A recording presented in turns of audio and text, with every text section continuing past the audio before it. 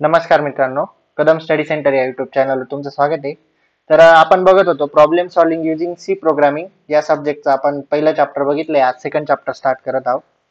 Second चॅप्टरचं title आहे C fundamental. Okay, त्याचा आपला लेक्चर नंबर फर्स्ट आहे. त्याच्यात आपण बघणार आहोत history of C language. Okay, चला तर मग स्टार्ट करूया. त्याआधी जर तुम्ही आपल्या चॅनलला सबस्क्राईब केलं नसेल तर सबस्क्राईब करा आणि बेल आयकॉन प्रेस करायला विसरू नका. तर टॉपिक आहे आपला हिस्ट्री ऑफ सी लँग्वेज. बघू आपण त्याच्यात तुम्हाला आता इथे फ्लो चार्ट दिसत असेल, म्हणजे एक चार्ट दिसत असेल. त्याच्यात पहिलं बघा अल्गोल 60, म्हणजे ही एक लँग्वेजचा टाईप आहे. हा अल्गोल 60 ती इंटरनॅशनल कमिटीने डेव्हलप केलेली आहे. त्याच्यानंतर नेक्स्ट लँग्वेज आहे सीपीएल. सीपीएल म्हणजे कंबाईंड प्रोग्रामिंग लँग्वेज. ओके, ती कुठे डेव्हलप झालेली आहे? Cambridge and London university in 1963. Okay, त्याच्यानंतरची लँग्वेज डेव्हलप झाली आहे बीसीपीएल, म्हणजे basic combined programming language. Okay, ती डेव्हलप केली आहे मार्टिन रिचर्ड्स यांनी in Cambridge university in 1967. Okay, next आहे बी लँग्वेज. ती डेव्हलप केली केन थॉम्सन ऍट बेल लॅब्स, म्हणजे बेल लॅबोरेटरीचं नाव आहे bell labs, in 1970. Okay, next मग ह्या सगळ्या लँग्वेज डेव्हलप झाल्यानंतर जी लँग्वेज आली ती सी लँग्वेज आलेली आहे. ती C language is develop by Dennis Ritchie at, हा ऍट नाहीये, A T and T Bell Labs असं त्या लॅबोरेटरीचं नाव आहे, इन 1972. ओके, चला तर मग याच्याविषयी आता डिटेल बघू. नेक्स्ट आता बघा, in 1960 a number of computer languages were use for various purposes. याचा अर्थ काय? 1960 मध्ये वेगवेगळ्या नंबर ऑफ कम्प्युटर लँग्वेजेस वापरल्या जायच्या. कशासाठी? वेगवेगळ्या व्हेरियस पर्पजेस साठी, म्हणजे वेगवेगळ्या हेतूने. दॅट मीन्स त्या कोणत्या? कोबोल असेल फॉर कमर्शियल ऍप्लिकेशन.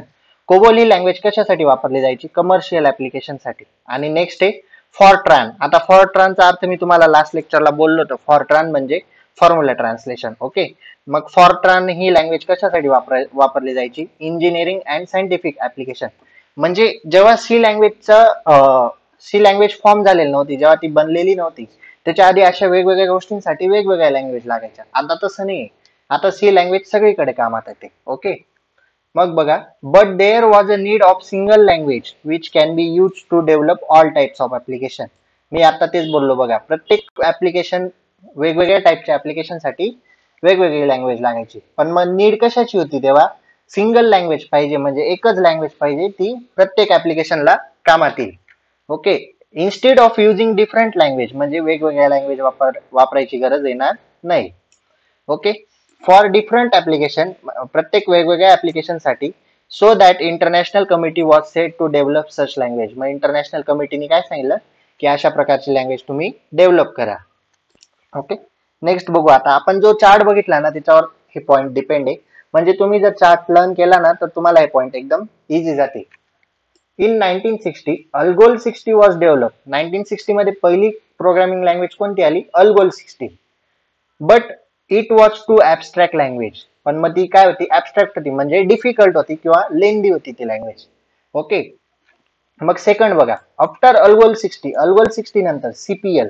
सीपीएल म्हणजे कंबाईंड प्रोग्रामिंग लँग्वेज. ही लँग्वेज डेव्हलप झाली, was develop in 1963 at Cambridge and London university.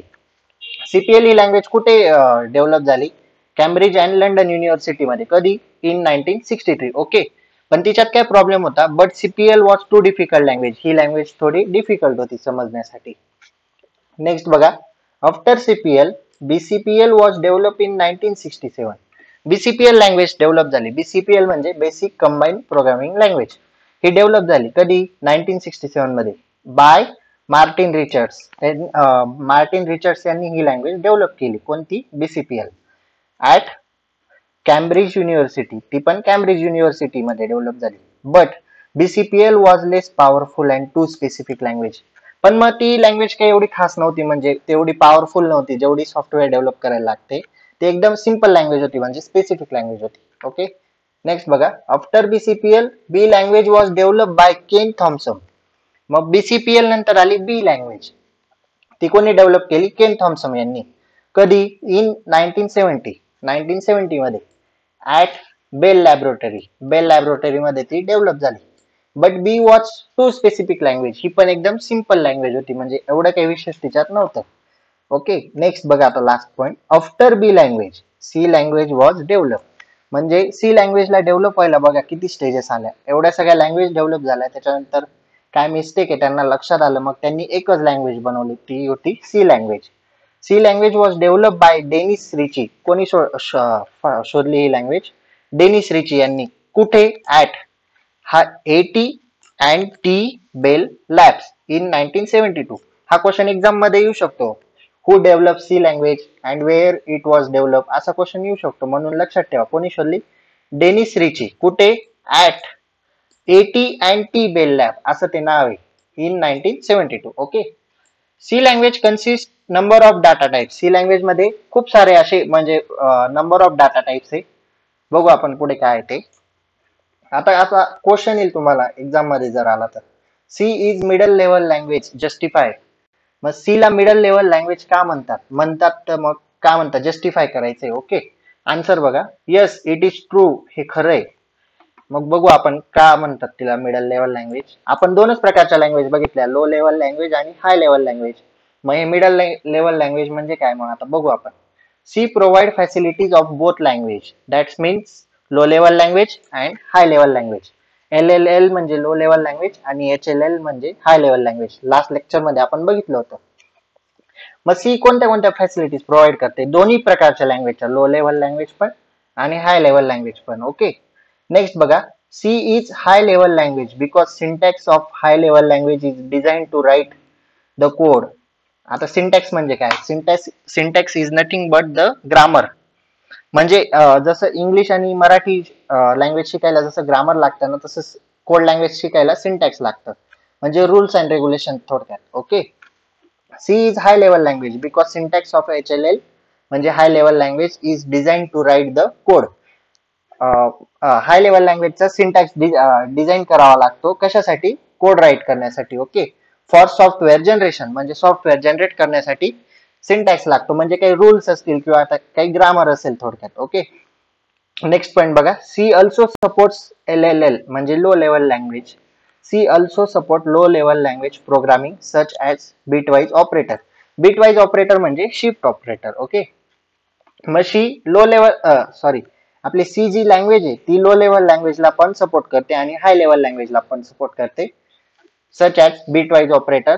The logic of bitwise operator totally depend on 0 and 1. Bitwise जे ऑपरेटर आहे त्याचं जे लॉजिक आहे ते कशावर डिपेंड आहे? 0 आणि 1 ह्या दोन नंबरवर ते डिपेंड आहे. Okay. So that C is MLL म्हणजे आपला क्वेश्चन जो होता C is middle level language justify, ते आपण जस्टिफाय केलं की सी ही मिडल लेवल लँग्वेज का बरे? का बरे? तर मग ती लो लेवल लँग्वेज आणि हाय लेवल लँग्वेज दोघांना सपोर्ट करते.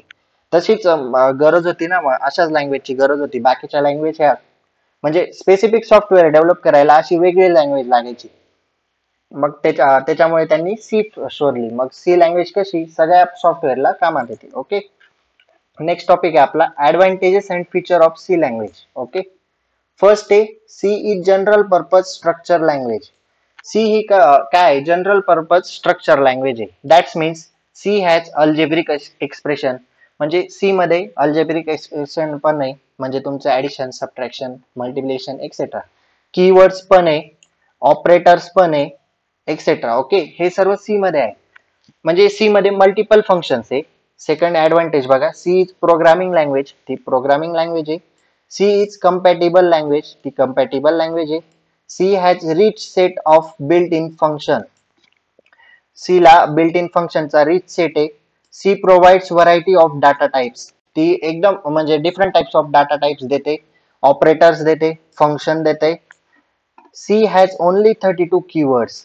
कीवर्ड्स म्हणजे काय? आपण मागे बघितलं बघा, डू व्हाईल हे कीवर्ड्स असतात, असे तिला सी ला किती कीवर्ड्स आहेत? 32. ओके. 7 पॉइंट बघा. सी सपोर्ट्स पॉइंटर, पॉइंटरला पण सपोर्ट करते.